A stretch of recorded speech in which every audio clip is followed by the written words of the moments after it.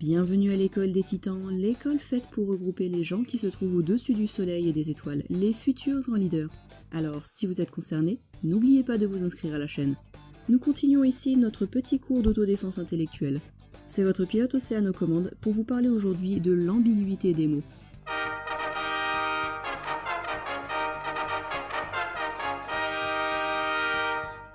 L'ambiguïté regroupe en fait deux choses, l'équivoque et l'amphibologie.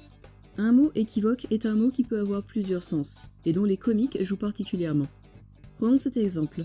Dieu soit loué. Et s'il est à vendre, achetez, c'est une valeur en hausse. On voit ici que le mot louer a deux sens, et qu'il peut être utilisé à des fins comiques.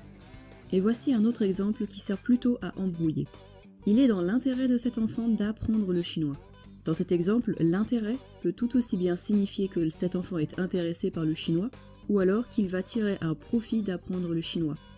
Mais en y regardant de plus près, même si apprendre le chinois intéresse cet enfant, ce n'est peut-être pas quelque chose qui va lui apporter un bénéfice, ou au contraire, peut-être que le chinois lui apportera un bénéfice, mais que ça ne l'intéresse pas du tout.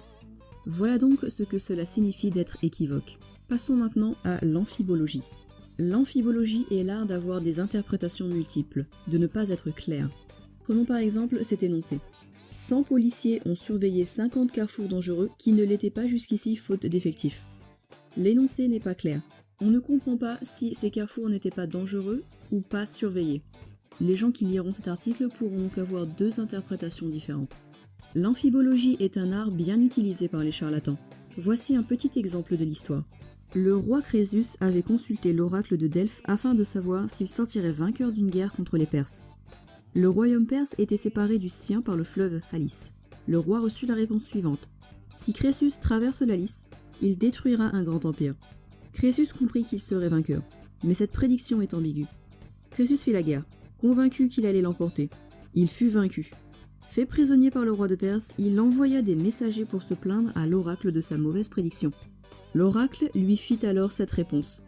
Crésus récrimine sans raison. L'Oxias lui prédisait que s'il entrait en guerre contre les Perses, il détruirait un grand empire. En face de cette réponse, il aurait dû demander au dieu de quel empire il parlait, du sien ou de celui de Cyrus.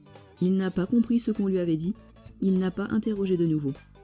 La prédiction était en fait ambiguë, car elle ne désignait pas exactement de quel empire elle parlait.